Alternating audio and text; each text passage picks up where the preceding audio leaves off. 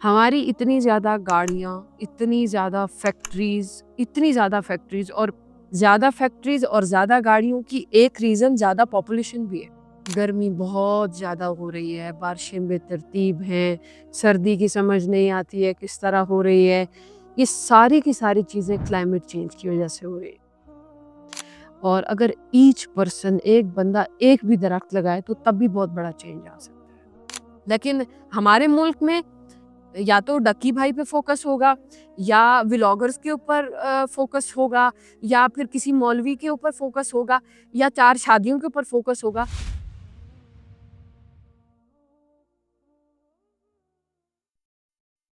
السلام علیکم ورحمۃ اللہ، میں ہوں فاطمہ فضل، اور میں بہت امپورٹنٹ ٹاپک پہ بات کرنے جا رہی ہوں، جو کہ میں ہر اپنی ویڈیو میں یہ بار بار ڈسکس کرتی ہوں کہ انسانوں کی سب سے زیادہ دلچسپی علم میں ہونی چاہیے، جہالت سے نکلنے میں ہونی چاہیے، اسی میں انسانوں کی خیر ہے۔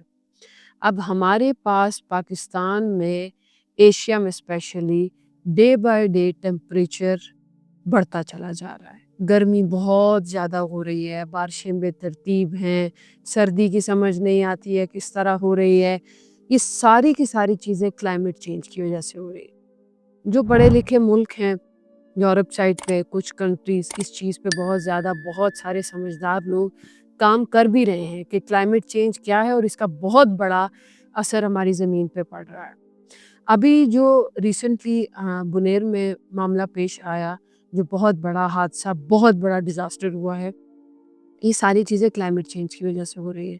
ہماری زمین کی حالت ایسی ہو گئی ہے کہ یہ سلولی ظاہر سی بات ہے، یہ ایک ایسے، میں سمجھانا اگر چاہوں آپ کو تو یہ ایسے ہی ہے کہ آپ اپنے باڈی کو لے لیں، جو چیزیں آپ کی باڈی کو ڈیمیج کرنے والی ہے، چاہے وہ جنک فوڈ ہو، چاہے وہ کولڈ ڈرنکس ہو، چاہے وہ ڈرگز ہو، جب ان چیزوں کا انٹیک آپ اپنی باڈی کے اندر لیں گے تو ایٹ دا ٹائم، ایک ٹائم پر آ کے یہ باڈی پھٹے گی اور یہ ہر ایک چیز کو باہر اگلے گی۔ آپ کا سارا برین سسٹم خراب ہو جائے گا، آپ کی گٹ خراب ہو جائے گی۔ باڈی ہے، کیونکہ باڈی کا ایک سسٹم ہے، اس نے اس سسٹم کے تحت چلنا ہے۔ زمین کا بھی ایک سسٹم تھا جو کہ انسانوں نے قابل رہن سہن چھوڑا ہی نہیں ہے۔ ہماری اتنی زیادہ گاڑیاں، اتنی زیادہ فیکٹریز اور زیادہ گاڑیوں کی ایک ریزن زیادہ پاپولیشن بھی ہے۔ ہماری پاپولیشن اتنی زیادہ ہو گئی ہے، جو کہ 2006-07 میں 5 میں میرے خیال سے 16 کروڑ تھی، ابھی لگ بھگ 25 کروڑ سے زیادہ ہو چکے ہیں۔ تو اتنی تیزی سے آبادی بڑھے گی تو ظاہر سی بات ہے، آبادی بڑھے گی تو فیکٹریز زیادہ ہوں گی، آپ کو کپڑا زیادہ چاہیے، ایندھن زیادہ لگے گا، تو ساری چیزیں ایک ڈسپلن کے تحت چلتی ہیں۔ ڈسپلن کا مطلب یہ ہے کہ یہ اگر ایک کاپی کا صفحہ ہے، اس کی ایک لمٹ ہے، اس لمٹ کے اندر کچھ ہی الفاظ لکھے جا سکتے ہیں۔ اگر میں اس میں اتنا لکھوں کہ میں اس کی مقدار سے کہیں زیادہ اس پہ لوڈ ڈال دوں تو نہ تو سمجھنے والا سمجھ سکتا ہے، نہ پڑھنے والا پڑھ سکتا ہے کہ اس پہ کیا لکھا ہوا ہے۔ یہ صرف ایک سیاہ کاغذ کی طرح دکھائی دے گا۔ زمین کے ٹکڑے کا بھی ایک کانسیپٹ ہے۔ زمین ایک حد تک ہے ہمارے پاس، پاکستان کی ایک لمیٹڈ زمین ہے۔ اس لمیٹڈ زمین پہ یہ ساری چیزیں حکومتی سطح پر ہوتی ہیں، یہ لوگ ڈائریکٹ خود نہیں کر پاتے، لیکن کچھ چیزیں جو ہیں ہم ڈائریکٹ بھی کر سکتے ہیں۔ اس حساب سے آپ اس زمین کے اندر کتنے لوگ رکھ سکتے ہیں اور کتنے لوگ آسانی سے رہ سکتے ہیں اور ان کے لیے آسانی سے ساری چیزیں مینج ہو سکتے ہیں، یہ پلان کرنا پڑتا ہے۔ اب پاکستان کی جو زمین ہے، وہ آپ ایک گھر کی مثال لے لیں کہ آپ ایک گھر کے اندر، 1 کنال کا گھر ہے یا 10 مرلے کا گھر ہے، اس گھر کے اندر آپ کتنے لوگ گھسا سکتے ہیں؟ ایک حد تک تو سانس لے پائیں گے، ایک حد سے زیادہ گزریں گے تو وہ سانس نہیں لے پائیں گے، ٹیمپریچر بڑھے گا گھر کا، گرمی ہوگی، اس طرح بہت ساری چیزیں ہیں۔ لیکن ہمارے پاکستان میں پاپولیشن کا تیزی سے بڑھنا، اس کی وجہ سے زیادہ گھر چاہیے تو زرعی زمینیں یوز ہو رہی ہیں، سوسائٹیز بن رہی ہیں، مطلب آم کے باغات کاٹ کے سوسائٹیز بنائی جا رہی ہیں۔ ایسی زمینیں جو ہماری اپنی زرعی زمینیں ہوتی ہیں، جو ہمارے اپنے استعمال میں ہوتی تھی، جن میں ہم لوگ اپنی مکئی اپنی گندم لگاتے تھے، اس میں اب بھائی ہو 4-5 ان کو حصے کر کے دے دیے جاتے ہیں، تم اپنا ادھر گھر بناؤ، تم اپنا ادھر گھر بناؤ. اور پھر گھر بنانے کے لیے جو آپ سیمنٹ یوز کر رہے ہیں، جو آپ کنکریٹ یوز کر رہے ہیں، وہ کہاں سے آ رہی ہے؟ پہاڑوں کو توڑ توڑ کے. ریت کہاں سے لے کر آ رہے ہیں؟ یہ ساری چیزیں ایک پلان کے تحت چلتی ہیں، اور ہمارے ملک میں الحمدللہ کسی بھی چیز کا کوئی پلان نہیں. ایک کنال کے 2 کنال کے 3 کنال کی کوٹھیاں کھڑی کی ہوئی ہیں جی. کتنے لوگ رہتے ہیں اس کے اندر؟ 2 لوگ رہتے ہیں، بوڑھے میاں بیوی. ان کے بچے کیا ہیں؟ ان کے بچے باہر رہتے ہیں. تو آپ اتنی حویلیاں کھڑی کیوں کر رہے ہیں؟ ہمارے ملک میں ساری چیزوں کو مینج کرنے کے لیے یہ گھروں کو یا لوگوں کو ان کے لیے سسٹینیبل انفراسٹرکچر ہونا چاہیے تاکہ چیزیں توازن سے چل سکیں. یہاں کسی بھی چیز کا کوئی توازن نہیں. تو یہ جو بنیر میں ابھی ہوا ہے یہ ایک کیس ہے. یہ آپ آنے والے ٹائم میں بہت زیادہ دیکھیں گے. یہ سیلاب نہ تو زیادہ بارشوں کی وجہ سے آیا، نہ یہ سیلاب دائیں سے آیا نہ بائیں سے آیا. کہاں سے آئے؟ ڈائریکٹ آسمان سے. کیوں؟ کیونکہ آپ زمین کے ساتھ جو انسان کر رہے ہیں، زمین آگے سے ریئیکٹ کرے گی. اگر میں ڈیلی ڈرگز لیتی ہوں تو میری باڈی ریئیکٹ کرے گی. یہ بالکل کلیئر بات ہے. یہ ایسا فیکٹ ہے جس کو آپ آسانی سے سمجھ سکتے ہیں. تو انسان، اگر ہمارے پاس ایک بس، حکومت ایسی بس آپ کو پرووائڈ کرتی ہے جو صبح 20 سے 25 لوگوں کو، 30 لوگوں کو، ہو سکتا ہے 50 لوگوں کو آسانی سے ان کے آفیسز تک ڈراپ کر سکے، تو 50 کے 50 لوگوں کو صبح اپنی گاڑیاں نکالنے کی ضرورت نہیں ہوگی. ماحول میں صفائی ہوگی، فرق پتہ چلے گا. 5 منٹ اور 10 منٹ کے سفر کے لیے آپ سائیکل یوز کر سکتے ہیں، یا پھر آپ اپنے پیر یوز کریں، گاڑی استعمال نہ کریں. آپ آبادی کو بڑھاتے چلے جا رہے ہیں، آبادی کو بڑھاتے چلے جا رہے ہیں، اور قانون نام کی کوئی چیز نہیں ہے. میں ایک یہاں پر آپ کو بہت کیٹیگوریکل ایک چیز انسانوں کو بتاتی چلوں جن کے دماغوں میں واقعی میں اوپر بھیجے میں کوئی چیز ہے. یاد رکھیے گا کہ اللہ تعالیٰ کو خوبصورتی پسند ہے، اور خوبصورتی کا مطلب ہے ہر وہ چیز جو managed, discipline, neat and clean ہوتی ہے وہ. اور یہ جو ہمارے ہاں کانسیپٹ ہے نا کہ آپ جتنے مرضی بچے پیدا کریں، آپ کے پاس نہ رہنے کی جگہ ہو، نہ کھانے کی جگہ ہو، مطلب جس طریقے سے مرضی ملک کو لے کے چلیں، ایسے ملک نہیں چلنے والا.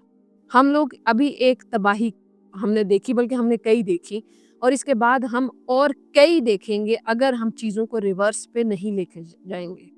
ریورس پہ ایسے کہ اگر آپ کی باڈی آپ کو یہ کہہ دے کہ تم انسولین ریزسٹنٹ ہوتے جا رہے ہو، تمہاری باڈی میں شوگر زیادہ ہوتی جا رہی ہے، تو آپ ریورس کرنے کے لیے ایک ہی چیز کریں گے، آپ کو ٹوٹلی 100% شوگر کو کٹ آف کرنا پڑے گا. تب آپ کی باڈی واپس ریورس میں جائے گی. باتیں تو میں اپنی طرف سے کر رہی ہوں، میں جانتی ہوں کہ ان کے اوپر عمل پیرا بہت ہی ریئر لوگ ہوں گے. فرق ہی نہیں پڑتا ہے یہاں پہ لوگوں کو، کیونکہ یہاں پہ لوگوں کو ہم جو علم کی بات سمجھانا چاہتے وہ یہ سمجھنا ہی نہیں چاہتے، اور نہ ہی ان کو سمجھ میں آتی ہے. لیکن اگر ہم لوگوں نے اپنے کلائمیٹ چینج کے اوپر اپنے بچوں کو ایجوکیٹ نہیں کیا، ہماری اگر اس جنریشن نے اس کے اوپر سبق نہیں سیکھا، اور ہم چیزوں کو سٹیبل کر کے نہیں چلے، تو ہماری آنے والی نسلوں کے لیے یہاں پہ رہنا بہت مشکل ہو جائے گا. رائٹ ناؤ ان اسلام آباد پانی کی ایسی کمی ہے کہ آپ کو آپ کی ضروریات کے لیے بھی پانی ٹینکرز کے تھرو منگوانا پڑتا ہے، کیونکہ زمین کے نیچے پانی ختم ہو رہا ہے. تو پانی کہاں جا رہا ہے؟ آنے والے وقتوں میں تو انسانوں کی جنگیں پانی پہ ہونے والی ہیں، کیونکہ پانی ختم ہو رہا ہے.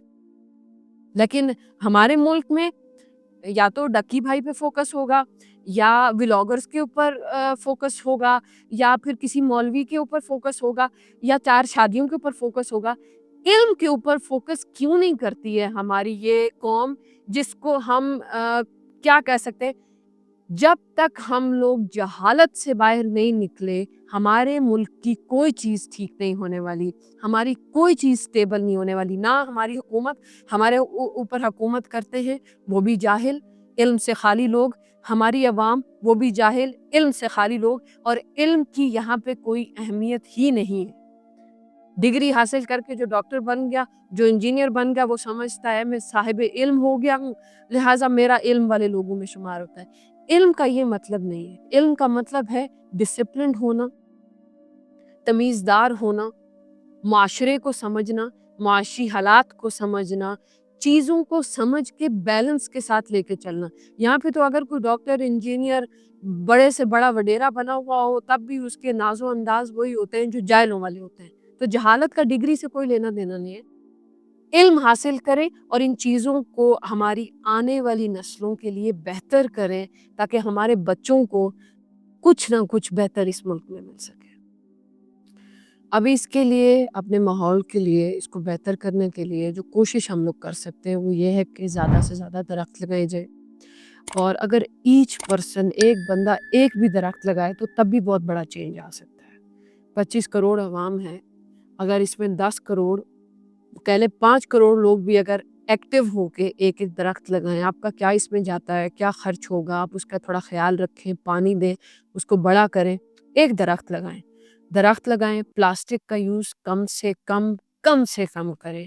اگر آپ شاپنگ کرنے کے لیے جاتے ہیں تو جو شاپنگ بیگز ویسے بھی آج کل پیسوں کے ملتے ہیں، تو شاپنگ بیگ جو کپڑے کی یوز ہوتے ہیں بڑے مارٹس وغیرہ میں، وہ اپنے پاس گھر میں موجود رکھیں، اور جب جائیں وہ ساتھ لے کے جائیں، اس میں سامان لے کر آئیں۔